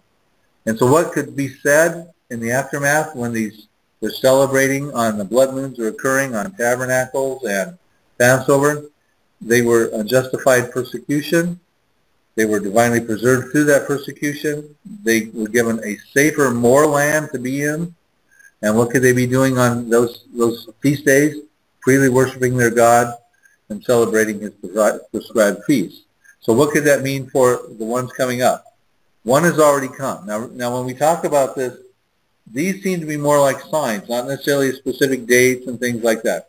And I say that caveat because, there's reasons to think that maybe these aren't as significant as we would think. So we don't want this to be a Y2K or a Mayan calendar thing. But they deserve an honorable mention because they could be significant. And if they are significant, as I conclude, you're going to hear why that is very urgent and important for us to be watching these. Now, if historical precedent is followed with these coming blood moon tetrads, here's what we could see. And this is a piece I wrote, the summary I wrote in a Chuck Missler news magazine, his April newsletter. He had me write a featured article on signs in heaven. And here's what I say after everything I just told you guys. This is what it could mean. There could be more unjustified Gentile persecution perpetrated by the Arab populations of Psalm 83. This oppression could manifest into another war intended to destroy Israel, but it could result in the decisive defeat of the Arab enemies by the Israeli Defense Forces, as clearly outlined in Psalm 83. As the ultimate victor, the Jewish state could capture even more land and increase the defensibility of its borders. Perhaps the world will witness the final fulfillment of Psalm 83 during this blood moon interval. And I point out in my Psalm 83 book that Israel, in the aftermath of a victory, does seem to expand its borders into Jordan, parts of southern Lebanon, maybe down into parts of Egypt. These are all parts of the land God gave to Abraham. We talked about this in the first hour of the program, which goes from the river of Egypt, the Nile, to the river Euphrates. So these things could be significant, and here's the thing to note. Now, although some of these blood moons, like for instance this last one on April 15th, that just happened, was not seen in Israel. It was seen in America and parts of North and South America. It wasn't seen in Israel. And the naysayers say, well, see, this may mean that it's not significant. Israel didn't even see it. It still occurred, and it occurred on Passover, but wasn't witnessed by Israel. But the last one is what they call a super blood moon on September 28th of 2015. A super blood moon means because the moon is at perigee with the Earth. It is its closest point to the Earth in its orbit that it can ever be. That means it's going to be huge, and it will be seen in Israel. And so the Jews are going to see this last blood moon, the last of the four of a tetrad, for the rest of the century. And here's what it says in Joel 2, verses 30 through 31. It says, "And I will show wonders in the heavens and in the earth, blood and fire and pillars of smoke. The sun shall be turned into darkness, and the moon into blood, before the coming of the great and awesome day of the Lord." Now, if he's talking about a blood moon, a lunar eclipse, and if it's relevant to a sign for us and for Israel, this is the last one in a tetrad for the rest of the century. And it says here, if this is the one being referred to here, it comes before the great and awesome day of the Lord. Now, the day of the Lord, it's commonly taught, is a tribulation period of 7 years, whereby God executes his wrath on a Christ-rejecting humanity. It could be next year that we see the final blood moon, and that therefore, shortly thereafter, and that doesn't mean next year or 10 years down the road or whatever, it means the day of the Lord will follow. It could be promptly, but it could be, a year, 5, 10, we don't know. But it signals possibly that the day of the Lord is coming, the tribulation is coming. And that's why these blood moons are getting a lot of attention, because they're a phenomena, and God might be trying to communicate something to man about, what's going on in the world right now. Jewish persecution, they survive it. And the other thing that's of concern is that what could this mean for America? Because America didn't get its superpower status because of our granddaddy's good looks. We have two other purposes. I talked about one, to be a safe haven for the Jewish people. Another was to be instrumental in the rebirth and protection of the nation Israel And Harry S. Truman in 1948 was 1947 actually, was one of the world leaders that helped get Israel legislated through the partition plan, the United Nations, to be rebirthed as a nation. And 3, we were to be a beacon of Christianity to the nations of the world. And America, throughout the church age, has probably been the most instrumental nation in accomplishing that feat. So 3 important purposes for America that God established us for and built us up with the resources to be a superpower country. Now, we have fallen far from our graces, and we have become very immoral. I don't know the number. I think it's like 60 million abortions. I mean, some outrageous number. Immorality, pornography, all these things going on, homosexuality. We're redefining the DOMA Act, the Defense of Marriage Act, which says that one man should be married to one woman, which is right out of the Bible. A man shall leave his father and mother and cleave together with his wife, and the two shall become one. All these things are going on in the country that have many Christians concerned. And secondly, we're putting Israel in a precarious position, trying to force them to trade land for peace. This has been going on with George Bush Sr., Bill Clinton, George Bush Jr., and Barack Obama. And, we're putting Israel in a bad situation, which means our foreign policy to Israel could come under scrutiny by the Lord, because it says in Genesis 12, verses 3, that those who bless Abraham, goes on through to Israel, will be blessed. Those who curse Abraham and his descendants will be cursed. And we've got to be careful that how we treat Israel and how we fulfill our responsibilities as a superpower, that we stand beside Israel. And right now, many of us are very concerned that we may be on the wrong side of this fence if there's a war in the Middle East and that sort of thing. Bill, it just amazes me how we have evolved have evolved our position on Israel, being such a friend of Israel back in the mid-20th century to where we are today, where we've got an arguably, I don't want to say a Muslim president. I don't believe he's Muslim, but I believe that he's got the Muslim agenda, the Islamic agenda, by way of his actions, clearly, from the Islamization of Europe and all throughout the Middle East. It's conversationally speaking with you, Bill. It amazes me how much of a turn that we have made, and how much of an abandonment we have. How much we have abandoned Israel, and when instructed, not to do so. It's right in the Bible. Again, we're just having a conversation here, and it just strikes me as being a fatalistic blow toward to me, it's for our actions or inactions, however you might perceive it, the hand of protection, the hand of God's protection is being taken away over America, and I think we're going to suffer the fate of that. Is America in the Bible? Is it referenced in the Bible? I think we are. Let me say something that's going to be kind of a staggering thing to think about. These blood moons, which we're in the midst of them, one already came, are going to occur during Obama's watch. They will have come completely and concluded on September 28th of 2015, and Obama's in his lame duck presidency throughout all that from now until the end of that year. They will also occur during Vladimir Putin's watch, because there's not going to be another Russian election until 2018. Now, I don't know about you, but that kind of bothers me to have these two guys in place while these blood moons are occurring. If they're significant, barring any unforeseen circumstances, they will be in place. Now, when you talk about his American Bible prophecy, that's one of the questions that probably at the top of the list of what we prophecy guys get asked in the Q&A sessions at these churches and prophecy conferences. Where's America in the Bible? And that's predominantly asked because we're hard to find in the Bible. Americans are concerned about the direction of the nation, where it's turning. And 3, that they think we're living in the last days, and therefore, they want to know what they can find out about the fate of this country. Now, it's troubling because it is difficult to find America in the Bible.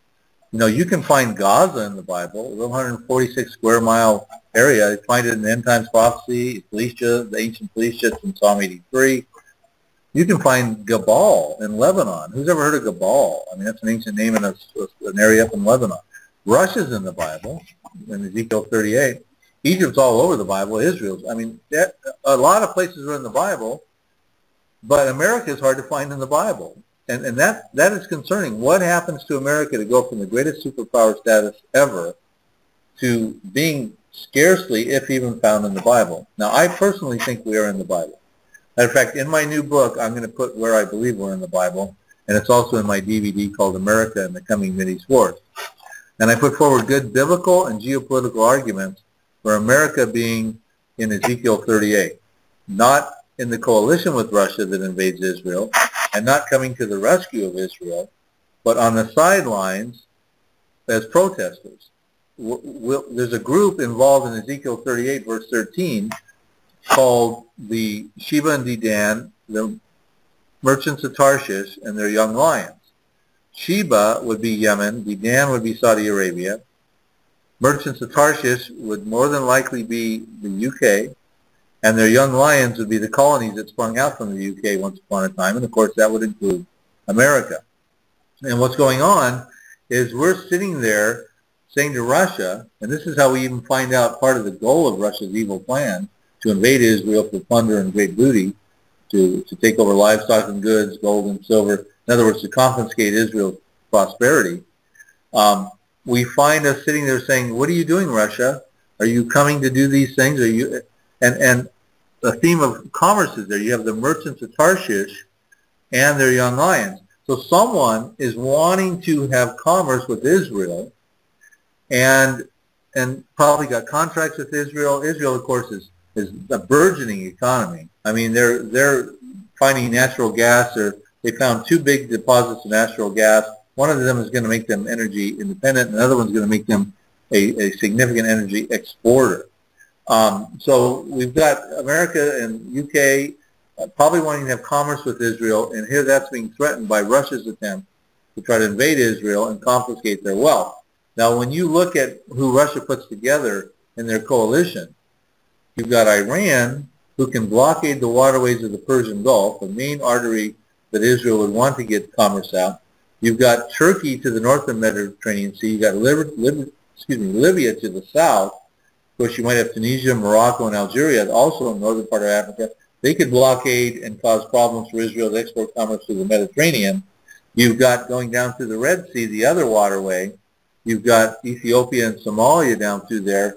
They seem to be part of Ezekiel 38, and they could prevent Israel from getting commerce through, the Red Sea. So every important waterway that Israel would need to get commerce out to the merchants of Tarshish and their young lions is potentially blockaded by Russia's coalition, which is predominantly Muslim, and they'll be extremely upset with Israel. They already are not fond of Israel, Iran, Turkey, Libya, etc. So, I mean, you're seeing all these things stage set. So from America's perspective, we're concerned, why are we on the sidelines being, protesters? Why are we not being more forceful? Why are we not protecting Israel? This is the concern that those of us who believe America is in this prophecy have. Does something happen to us? Is it the rapture? Does that compromise this country? Of course, it certainly could. What about an EMP hitting this country? That's certainly of concern. Recently, one of the heads of the Department of Homeland Security came out and said, America is not prepared for an EMP, sounding the alarm that we should be prepared for it. And he said it wouldn't be that hard to prepare for it, but we're not putting the funds together to protect ourselves for it. An EMP could be caused by solar explosions. It could also be caused by a nuclear weapon floated 180 miles up high and at a burst altitude over the country, which could happen with North Korea, Russia, who knows, Iran, if they get a nuclear weapon. Newt Gingrich talked about an electromagnetic pulse, EMP, in his campaign for president, in the prior election. So this is a legitimate threat. What else could it be? Could it be hedonism, terrorism inside of our country, putting us on lockdown? What goes on? What could it be? All these things are in play right now. Man, I'll tell you, it's the way things are setting up. Katie from Nova Scotia has a question here concerning you had mentioned something about Israel at some point, and Bill, I heard you talk. We had talked about this. In fact, in our last interview, I know you addressed this, folks. Psalm 83 and Isralestine, folks. You've got to grab a hold of those books via Bill Salus's website. But her question is this: this Russian or this invasion of Israel refers to an Israel that's living in relative peace, unwalled villages, and so on and so forth. If you can restate or if you don't mind, go back through, how does that comport with the Israel of today? There's got to be a breakdown of this. In other words, Israel would have to expand. And is her question basically, is that the Psalm 83 war, or is that some event that would precede that, as we had discussed and you had referenced earlier in the first hour? Yeah, well, that's a really good point. You know, the Ezekiel 38, before I came out with my research on Psalm 83 back in Isralestine in 2008, and it's been updated in the Psalm 83 Missing Prophecy Revealed book, came out in 2013, which, of course, updated things since the Arab Spring and got into talks about prophecies in Egypt, in Syria, and Iran, etc. The focus was primarily on Ezekiel 38. I mean, Russia, and legitimate reasons. I mean, Russia's relationship with Iran, Iran's hatred of Israel. I mean, there's just numerous reasons to think that Ezekiel 38 is definitely stage setting at this point in time. But what I pointed out in my research, as this gal is asking, is a very good point. You know, in order for a prophecy to find its fulfillment, every detail given in that prophecy has got to be fulfilled entirely as specified. And we are given descriptions in Ezekiel 38, verses 7 through 12, of several prerequisites that Israel has to be living in those type of conditions before this prophecy can happen. I'm going to list them for you real quickly. There's about 8, 9 of them. And you'll see that some of them are existing right now, but almost half of them are not. First of all, we're told in those verses that the prophecy occurs in the latter years, and the general consensus is, yeah, we're in the latter years. The latter years, for the most part, probably began when Israel became a nation in 1948. That's when the world hourglass probably made its final spin. Now you've got, they've been brought back from the sword. Could mean persecution. Of course, the Jews were persecuted throughout their diaspora. It could also mean relative to Psalm 83, but you know, they have to be brought back from some form of persecution. We could say that's happening. We'll give that a check. It says to a land, Israel, which had long been desolate. Well, we know that was the case. It has been desolate for centuries. Mark Twain went over there in the late 1800s and wrote his book called Innocents Abroad and said, who would ever want to go here? This is a wasteland. He said more than that, but in other words, it was desolate. Check marks on all those. But then we get to a point where now the other specifics get a little more questionable. One is they have to be dwelling in the midst of the land that had long been desolate. Well, that land Ezekiel was probably talking about was not the partition plan of 1947, which gave Israel that little strip of land it's on right now. The Abrahamic covenant gives them land from Egypt, Nile to the river Euphrates. The center of that land is really Jordan. Now, it could be the midst of the land is dealing with the literal word tabur, center, midst of, right in the middle. Could be dealing with the Israel of today, but I point out in Jeremiah 49 and elsewhere that Israel will someday possess Jordan. And I believe they possessed Jordan in the aftermath of their victory over Jordan in Psalm 83. Ultimately, Israel will get all of the land, but not all of it probably until Jesus comes and divvies it out to them. But I think they'll expand incrementally between now and then, as they have done since 1967 and during David's time and Joshua's time. Now, maybe they're dwelling in the midst of the land, maybe they're not. The next one, though, they have to be a peaceful people dwelling securely, without walls, bars, nor gates. Now, here's where it gets real sticky. You know, the Hebrew word for dwelling securely is yeshav v'tatz. And the precedence for it in several scriptures is it's a military security. It's a security that is achieved through a military conquest. In other words, I've defeated my enemies. Now I can take a deep breath. I can tear down the walls, and I can dwell securely.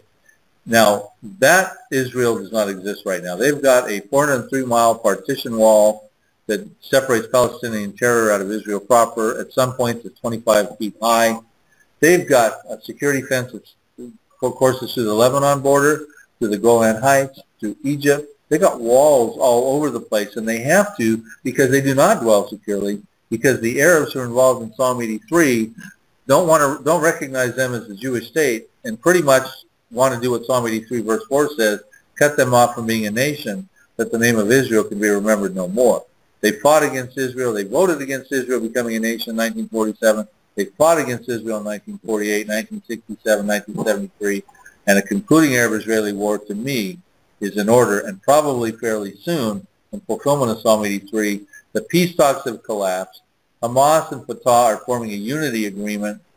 They're involved in Psalm 83, the Palestinians and the Philistia area, which is where the Hamas are in the Gaza. I mean, this stuff is stage setting. This has to, when Psalm 83 happens and Israel defeats their Arab enemies and the terrorist populations within those enemies, Israel can dwell securely. And they could rapidly tear down their walls. They will no longer need them. So I look at that as a literal prophecy and literal aspects of that prophecy. Now, the other thing, it has to be a very wealthy nation, because Russia's coming after great plunder and great booty. And the Hebrew word there is shalal, meaning it can be also interpreted with the spoil. In other words, to come to take spoil from the spoilers. In other words, it could be dealing not just with Israel's inherited resources and natural wealth, but also with plunder and booty that they could take Arab spoils of war. The question that I pose is Israel that wealthy right now that carrot on the stick, that Russia would form such a formidable coalition? We've talked about who was participating with Iran and Turkey and Libya, and there's nine different members listed, to come against little tiny Israel today. Now that would be like Canada, Mexico, and America. Barack Obama saying, look, New Jersey, which is about the size of Israel, saying to the rest of America, look, New Jersey's not buying into my health care plan. I got a problem with them. We need to get Canada, Mexico, and all the rest of our states to come against New Jersey. And then Middle America saying, America saying, we don't need to do that. We can just take Middle America. We don't need all the rest of America and the rest of Canada and Mexico to take out New Jersey. But all of a sudden, New Jersey wins that war, expands into Middle America, takes over the police departments and the nuclear department and the resources and the wealth. All of a sudden, now we need Canada, the rest of America, and Mexico to come against that expanded greater New Jersey. And I think the comparison can be made with Psalm 83. At some point in time, the little tiny Israel we know it is going to be a greater, safer, more prosperous Israel. And I point out the scriptures that point that out in my Psalm 83 book. I got to tell you, that analogy that you use, that mental picture of New Jersey, Canada, Mexico, United States, the rest of the states, and then the expansion thereof, to me, that's key. And what a great mental picture that creates for those attempting to understand the conditions under which Israel is set to exist during this time of travail. So extremely interesting. Now, well, let me just add to that. Go ahead. Doug. That's Sure. a good point. Right now, some people would say, look, okay, we could see in theory how that would work, a greater Israel. But to become that prosperous Israel is only about 6 million Jews there. They don't have the manpower to really get in there and exploit all the resources and do that sort of thing. But we need to remember, at some point in time, there's another several million, I don't know the exact count, maybe about 8 million Jews out there in the other parts of the world, 5 million of them here in America roughly. When Israel's a greater, safer place, a land of opportunity, if you will, Jews should flock over there, and then the manpower will increase and the ability to expand. They'll no longer be calling them settlements where the Jews are trying to expand right now. They'll be calling them Israel territory. There could be a campaign. I forward this thought in my novel Revelation Road, that there could be a campaign somewhere along the lines of come back to Zion, come back to the heart of your homeland. It's greater, it's safer. I'm paraphrasing. I could see the Ministry of Tourism putting that forward once it's, because they're going to want Jews to come back. They want Jews to come back right now. The problem is they can't facilitate the growth that's going on. They've got to move them into the settlements, which the world wants Israel to stop doing. They're calling Israel occupiers. But Israel's got to move these people into the settlements. They're still coming over to Israel. They've got to assimilate them. They've got to get them places to go. And as I said in the earlier program, it doesn't matter what we call those things. It doesn't matter what Obama calls those things. If they want to call it occupied territory, it's God's land, and God's going to move them into it, and he's bringing the Jews over there. That's part of his plan, and they're going to have places to live, and that's the done deal. He's going to make it happen. So it doesn't really matter what the lost international community thinks about what's going to happen over there. They're disconnected with God's foreign policy in Genesis 12. God's going to do what God's going to do, and anybody who gets in the way is going to be hurt. And that's why it says in Zechariah 12 that someday Jerusalem will be a burdensome stone to all those who try to move it. It will fall upon them. And that's the issue. They're trying to carve up Jerusalem, and that just ain't going to happen. Yeah, exactly. And my concern for Jerusalem, and by the way, Bill, I don't know how much, I know you know a lot about this, but I don't know how much weight or stock or even attention we should put into this. But, I've been hearing, and I receive emails from people who are saying, the temple, the third temple is they're preparing to build the third temple, and the preparations are being made for the final establishment of the temple and of course Jerusalem.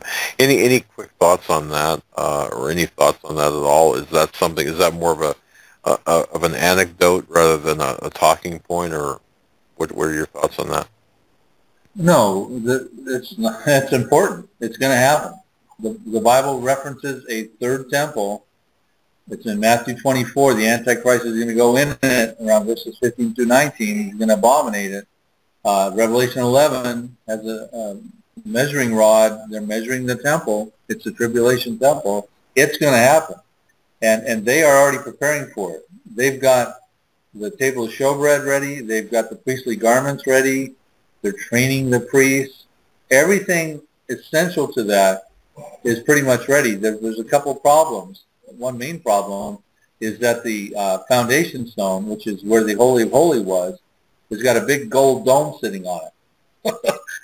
and it's controlled by the WAQ, W-A-Q-F, which is under Jordanian control. When Israel won and took over East Jerusalem in 1967, they foolishly gave control over that to Jordan. But that's going to come down. I think after Psalm 83, my personal opinion, I'm not going to be able to point a scripture out on this, but I do believe that Israel, when they win the Arab War, that mosque is coming, that Dome of the Rock is coming down, as is the Al-Aqsa Mosque, and they will take control of the Temple Mount.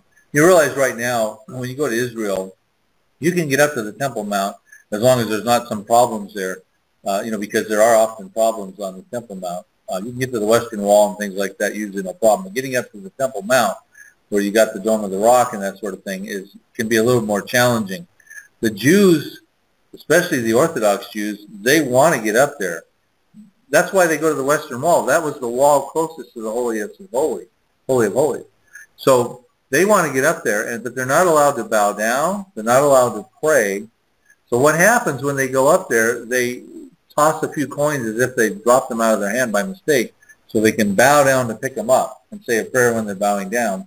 And they get on their cell phone and act like they're talking on their cell phone so they can say prayers when they're close to the foundation stone. It's just unbelievable. It is going to happen. It's going to happen. It's probably going to happen relatively soon. These prophecies are coming. And, when you talk about, I'm often asked, what is the most important sign of the end time? And, certainly the rebirth of Israel is critical. But I think what the most important sign is, and my friend Dr. David Reagan has put this in a book he's written called Living on Borrowed Time, great book, is that the number one sign that most of the prophecy guys are starting to point to right now, that we're in the end times, is not one sign, but all the signs. All the end time signs are converging right now upon humanity. They're all happening. They're all stage setting. They're about ready to happen, one upon another like dominoes. That to me is very telling. We are right at the deepest point of the end times, getting ready. And that's why these blood moons could be extremely important. We could be that deep into this right now. Wow. It's great to see how you put that all together. By the way, I did not realize how you described about the dropping of the coins and the bowing down to pick them up and talking on the cell phone to pray. I didn't realize that was for whatever reason, that never, I don't know, I just didn't really think about that. But folks, I hope you found that bit of information. Some might call it trivia. It's certainly not trivial. Wow, an amazing thought, or an amazing, uh, again, I just never really gave that much thought. But okay, I can see where wow, wow. And that makes sense to me. Now things are beginning to make sense. You're connecting some, and you have connected some extremely sensitive and important dots, to be sure. Look, I want to be very generous with your time. You've been generous with your time with us, and originally you were going to stay for 90 minutes. It's been really a full 2 hours. Before we cut you loose, and we could talk for hours and hours upon hours, I want to give you a chance. Is there anything that we've missed that we should cover before we cut you loose this evening, that you think we should reemphasize or emphasize perhaps? Yeah, there's two things. One is a huge lie has been perpetrated in the Middle East, and that is that the Palestinians have any right to Israel. It has been perpetrated by their Arab cohorts. This is all part of the Psalm 83 situation. And when the Palestinian refugees who have been living in this squalor and these tough situations, and I feel for them, Jesus loves them. He loves everybody. But when they realize that there is not going to be a Palestine, they will attempt to lay siege on Jerusalem. That's right out of Zechariah 12, verse 2. Behold, I will make Jerusalem a cup of drunkenness, or trembling in some translations, to all the surrounding peoples when they lay siege against Judah and Jerusalem. Not if, but when. There's a time coming when the surrounding peoples on the right hand and on the left, it tells us more in Zechariah 12, the Arab countries that surround them, in Psalm 83, they will attempt to lay siege on Jerusalem. Diplomacy has failed. The peace talks have collapsed again. Nothing new is brought to the table. Hamas and Fatah are coming together. This is about to happen. This is going to happen. They are going to realize in desperation that the only way they're going to think they can get a Palestinian state is to fight for it. And this is what I believe Psalm 83 is about. We are going to see that happen. And when that happens, it could happen in our generation. It could happen very soon. It could be preceded by Iran, a strike on Iran's nuclear site. It could be preceded by or part of the destruction of Damascus. We're not talking about, small events here. We're talking about world-changing events, and the world will never be the same once these things happen, because one thing's going to come right after another.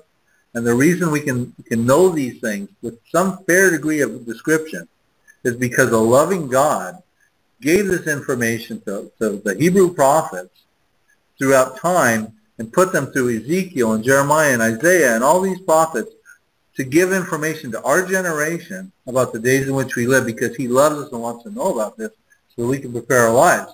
And our natural response to that should be to love and worship him and to receive him and to walk right, redeem the time, get rid of personal sin, and live a life of holiness and be watchful and witness in every opportunity that God gives us to a hungering world that's watching the same news that we're watching, that needs to know these things that we know right now, because the time is now, the hour is now, and Jesus Christ loves everybody, knows the number of hairs on everybody's head, and wants them to be redeemed, that none would perish and have everlasting life. And Bible prophecy takes us to that point of recognition that here we are, and it's a loving God that gave us this information, who is not caught out of control.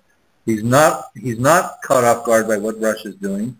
He's not caught off guard by the fact the Middle East peace talks collapsed. International leaders don't have a clue about what's next. They don't know what to support in Egypt. They don't know what's going on with Syria.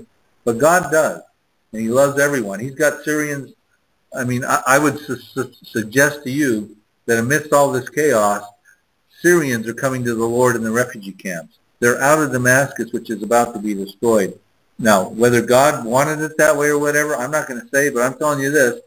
Amidst all this chaos, he's bringing people to the Lord in Iran, in China, in Syria, and we need more of that going on in this country. That would be my final word.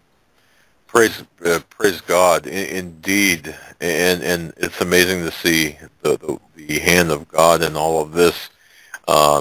We might think it's the act of man, but it seems to me to be the hand of God directing and choreographing Bill, what a fantastic presentation tonight.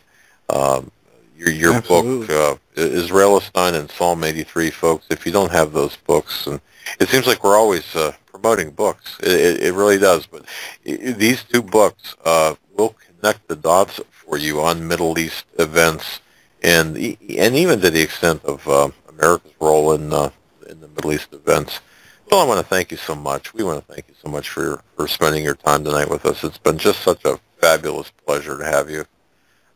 We've learned a lot. I can tell you that. I'm just blown away by your. Oh, it's my pleasure. Let's do it again. Oh, sure. Indeed.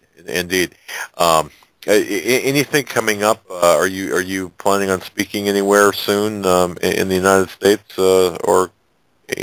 Well, anyway. Yeah, I've got. I'm trying to restrict some of the speaking so I can get my book out for the summer. But I've got be in Springfield, Illinois, with Tommy Ice and Don Perkins and Nathan Jones on June 5th through June 8th. They can see it on my website, and then we'll be in Pikes Peak, Colorado, with the Prophecy in the News conference with Mark Biltz and Bill Koenig and Gary Stearman and a bunch of people on. Tommy Ice will be there as well. That'll be on July. I think it's around July 25th. These events are on my website at prophecydepot.com. All right. Well, very good. Bill, thank you so very much. God bless you, and certainly we'll do this again. Again, thank you so much for being so generous with your time. God bless you, my friend. My pleasure. God bless you both.